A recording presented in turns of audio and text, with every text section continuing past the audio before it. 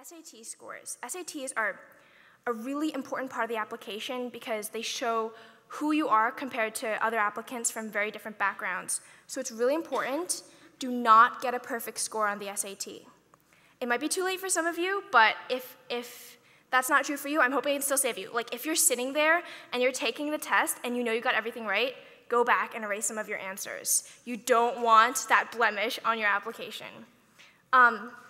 Like nobody laughed at that joke, and I wonder like why you're taking it so seriously, but it was mostly aimed at the parents because I know that a lot of Korean parents make their kids study too hard for the SAT, and it's like, actually, my personal opinion is that it's not a good idea to ace the SAT. Talking like from the perspective of a Korean person, I think that in terms of college applications, what often matters more than grades is showing that you have a personality. And this was interesting for me because I went to a lot of different like college fairs or where people talked about grades are the most important part of your application. And I think that's true for like the generic, maybe Caucasian American. But it's not necessarily true for Korean people because we are held to different standards, and that's like, I don't know, it's a thing that I think everyone is aware of but doesn't talk about. And it's really important to show like, I have a personality too, and actually like that these, like my passions define me more than anything else, more than my grades. So I'd encourage like risk taking if you're a junior and you still have time. One thing I did junior year was I kind of skipped out on a month of school and went on this awesome trip to Bangladesh with a leadership program, and that was one of the best experiences of my life. It was kind of a risk because it was the middle of junior year, and I guess I missed a lot of classes, but I was able to make it up, and that kind of, I think, was more important to my application than anything like the SAT or subject tests or anything like that could have been. Recommendations are also really important. Yeah, approaching teachers, just make sure you do it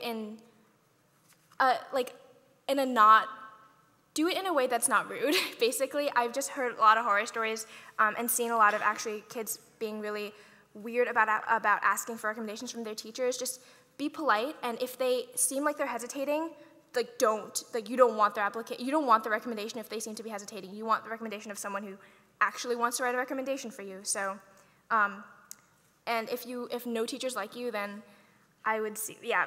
If no teachers like you, like try and make that one of your goals rather than studying for the SAT. Like make good relationships with your teachers. Like have some friends. It's important. Early application. This is like a different process for different people. I'd say apply early because that worked for me, and I only ended up having to apply to one school. But you definitely should operate under the illusion that you're not going to get in when you apply early, because otherwise you might like have a terrible situation to deal with. But just as important as college applications is finding financial aid. So a lot of people ask, where can I go to find scholarships and get financial aid and information about things like that? So there's this really awesome software. It's really new and pretty cool. It's called Google. You literally just Google it, okay? It's very simple. There's so much stuff out there. Like, don't stress. You don't need to be like anything special to find scholarship applications. Okay. In terms of finding help, I think that as Korean students, unless you have older siblings, often your family can be a source of misinformation more than good information. So I'd say parents, like, first of all, you're a source of stress, whether you realize or not, you're a source of stress, and try not to be as much a source of stress as it is possible to be. And kids I think it's better to find information from sources like from people your age, from older students, not from your parents, or even like older college counselors sometimes give really bad advice, I think. Yeah, and if you want to email me, I can like give you my email after. No one will email me, I'm sure, even if you like take my email address, but if you do, I'm willing to answer. Talk a little bit about college and how that's a different experience from high school. If you didn't like high school, you probably will still be really happy in college. For example, I think in high school, a lot of people see failure as a terrible thing. Like if you fail a test, it's awful. If you fail a class, you're done. You're over. But that's not the way it is in high school. That's not the way it is in college. Like I'm in this one class called Physics 16, which is it's basically like a really advanced physics, mechanics, and relativity class. And people who've gotten an A in the class, their average on weekly quizzes is 3 out of 10, and you get 1 point for writing your name. So basically what I'm trying to say is high school is where it ends with the crazy, I have to do well on every single test and have to be perfect at everything. It doesn't continue, so if you can just get through high school, get through the last years of this, the rest of life is not like that, so don't worry, it'll pass. I carefully mold a piece of wire. Using my nails purposely grown for this task, I fold and bend the wire to create shapes. First, a head appears, then a neck, and soon a finished, fairly accurate figure of a person is lying in my hands, ready to be glued into the canvas. I enjoy crafting sculptures, two-dimensional works, or mixed media pieces of art. I can mold raw material, like a wire, into a physical representation of my imagination. I feel empowered in the knowledge that I could create a new world through my abilities. By combining seemingly different styles of art, I can mold masterpieces of my own creation. Likewise, I strive to mold myself to fit my future career. I intend to become a diplomat, and in order to become one, I have set certain goals for the next 4 years of my life. But I cannot forget all the hardships, struggles, and sacrifices I faced to get to the moment in life. My family had to experience many hardships, ranging from a lot of things, but even as the harshness of reality took its toll, we continued to push forward, and I resolved to live my life with a purpose. I could not let my family's sacrifices be in vain. I'm sure all of you are here with similar or not similar, but near same difficulties, and if not, you might have more than me. I just want to tell you that it does get better. Whatever you feel like there's no light at the end of the tunnel, just move on and push forward. Soon, you'll see the light. Trust me. And also, you don't have to have a plan for yourself. A plan is there to guide you, to lead you to your ultimate destination. Don't get too sad that what you wanted didn't happen or that you can't control your future. Everything is a part of your life, and sometimes you just have to work with what you have, no matter how little it may seem to be. And as you go along on your journeys to applying college and so on, promise me one thing. Promise me that you'll do everything and anything for your sake only. Because, don't use your financial situation as an excuse. Don't use your parents as an excuse. Do something because you really love it. Because when you really truly love something, you can overcome anything and become the best version of yourself. So, when I wrote this, I had tears in my eyes because I think my words hit a little bit too close to home for myself. I don't know about you guys. At first, when I was going through the whole college process, I wasn't looking for an Ivy. I was looking for the college that gave me the most money with the best reputation. And it sounds really simple, and whenever people ask, what do you want? Some people say, oh, Yale or Harvard or maybe even Cornell if I'm good at it. But again, I just wanted a school that can support me financially because that was the biggest concern for me. And by the end of the 4 years of high school, or 3 if you're applying, I looked back at my resume and my stats, and I thought, now, Sarah, you worked so hard the 3 years. I don't know what you did. I don't know what goal you had, but what can I make with everything I have? And I sat down, I saw everything. Eventually, my stats were corresponding of those, and I took a chance, I took a leap. My guidance counselor told me that she wouldn't write my recommendation letter, though. She said Yale wasn't your place, Rutgers at the very most, maybe? And I told her, okay, but can you at least make me apply? Let me see if I could get it or not. And my mom had to come into the school and talk things out.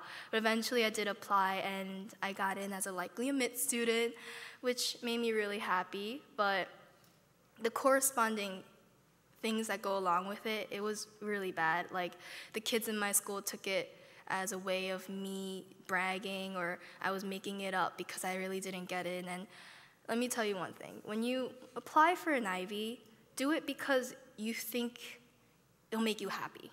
Don't apply because your parents said, oh, I know someone whose son went to Harvard, or someone whose daughter went to Yale, and she's being really successful. It's but what you think and what you will do.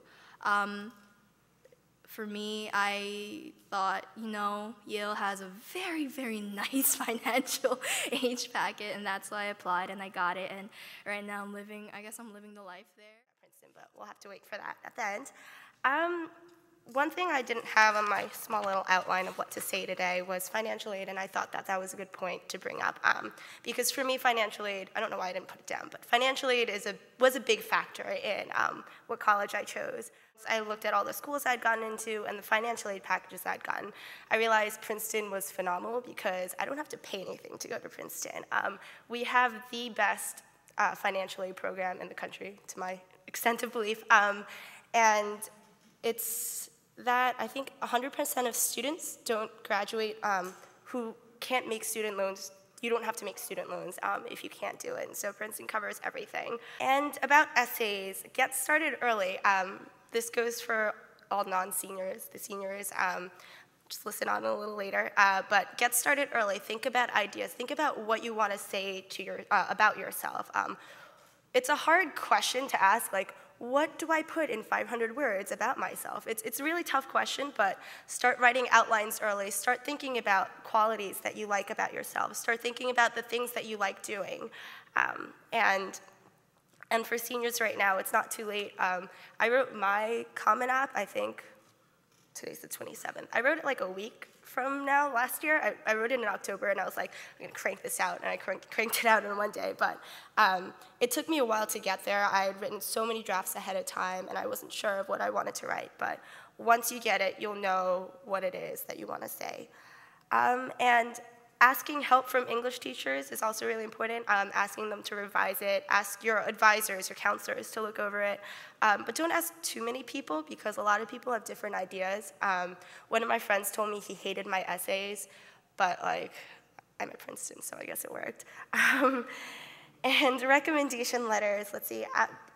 Make sure that you build a strong relationship with your college counselor. At least for my school, it was a really small school, so we got to know our college counselor very well. The recommendation letters are very important, so get to know your teachers well, your college counselor as well.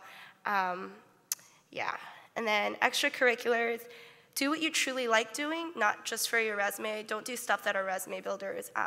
For me, at least, I like biology, and I love drawing. So what I did was I did like nerdy DNA summer camps and interned at museums over the summer, and like interned at hospitals. So things that I like doing, I kind of did, and I saw a path form for me instead of doing lots of different clubs and spreading myself thin. I did not do that at all.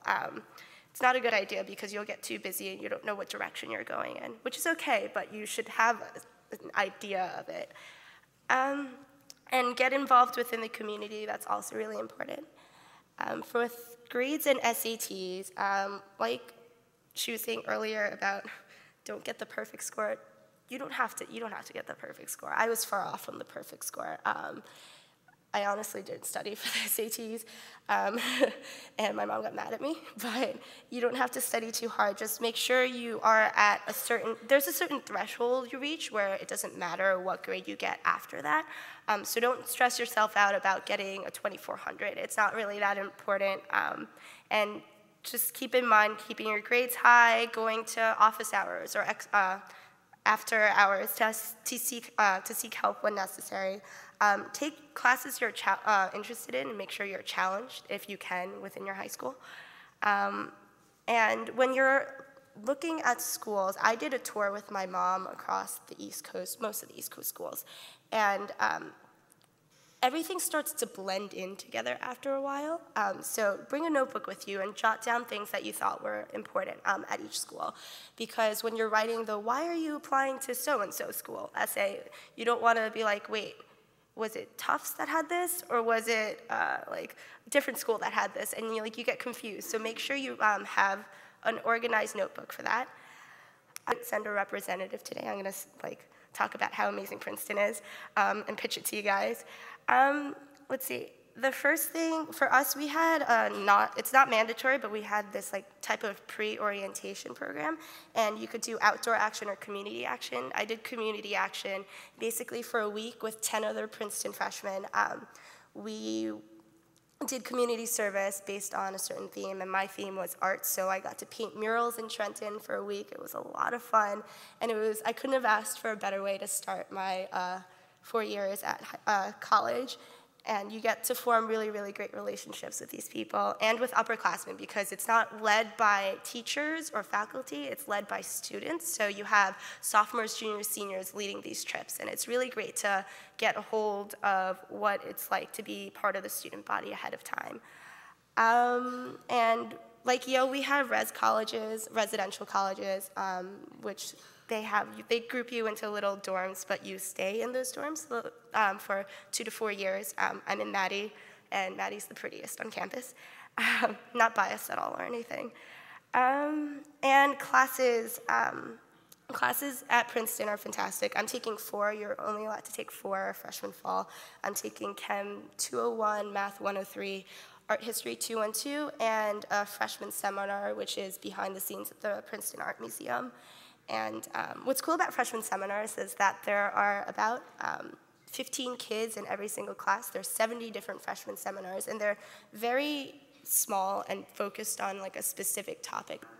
And the Princeton undergraduate experience, in my unbiased words, is that I think it's the best because we don't have a big grad school like Harvard, Yale, or any other university. It's big, but not too big, and so there's a big undergraduate focus, which is great because you can talk to your professors. You will see them in dining hall. You will get to talk to them and sit down with them.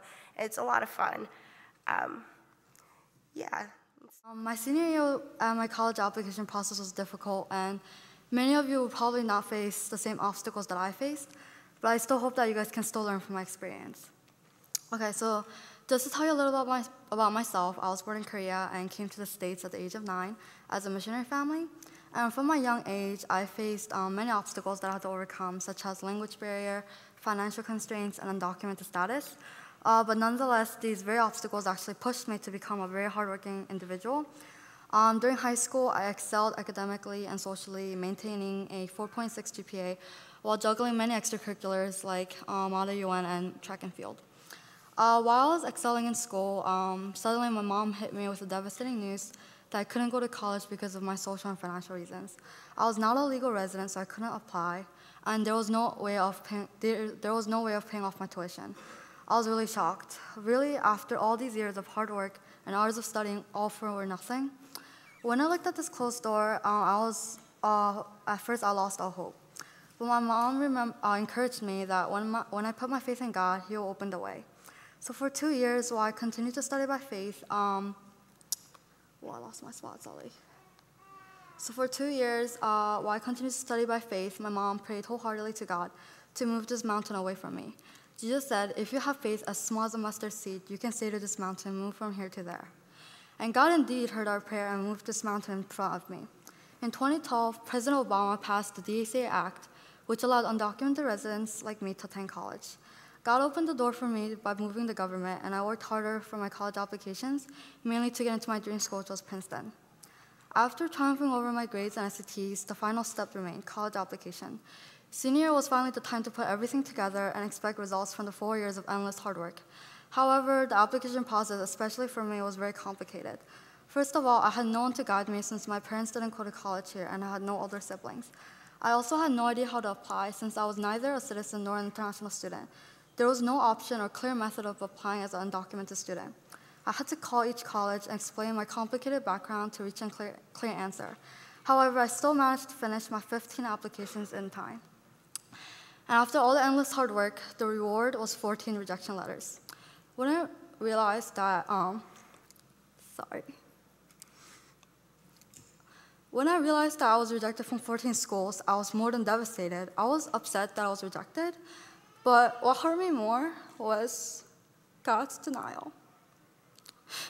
God knows all the pain that I had to endure and all the obstacles that He threw at me during high school. But whatever impossibility God put me through, I endured, fought, and still managed to accomplish far beyond other students in my school. The journey was not easy, but I kept fighting because I knew that in the end, all of this hard work will pay off with God's blessing, which I imagined to be college acceptances. But when I received the college results, it was just so hard to accept.